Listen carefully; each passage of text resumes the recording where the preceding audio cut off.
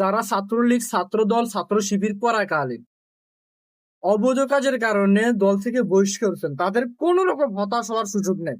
আমি নাহিদ ভাই একটা নতুন কোর্স চালু করছে, ওই যে কালকে রিলিজ হইলো। আর কোর্সটা হইলো কি, আপনারা চাইলে এনসিপি তে যোগ দিতে পারেন, কোনো ঝামেলা নেই।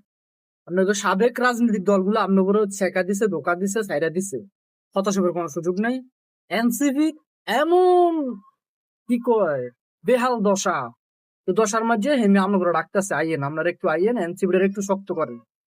তো আপনারা তো সাবেক দলগুলোতে থাকিয়া 2 নাম্বারই করছেন, দুর্নীতি করছেন, এই কারণে দল আপনাদের বহিষ্কার করছে। হতাশ হইেন না, আপনারা এনসিপি তে যোগ দিয়ে এলেন। নাহিদ ভাই অফার দিছে, অফারটা লুপাইলেন।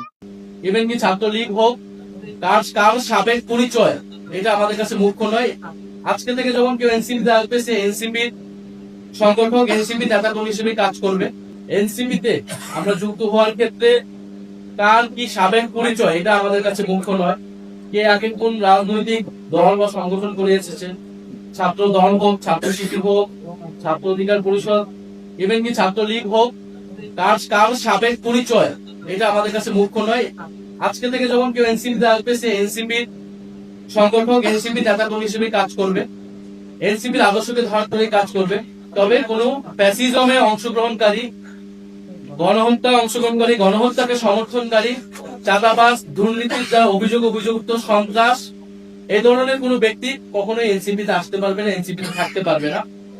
যারা এনসিপির গঠনতন্ত্র অনুযায়ী এনসিপি যে দায় ও দলের রাজনীতি প্রতিষ্ঠা করতে চায়, বৈষম্যহীন গণতান্ত্রিক বাংলাদেশ প্রতিষ্ঠা করতে চায়, সেই রাজনীতিকে ধারণ করে আমরা সবাই একত্রে আমরা জুলাই গণ অভ্যুত্থানের যে আকাঙ্ক্ষা, সেটাকেই মাথায় রেখে আমরা সামনের দিকে আগাতে চাই।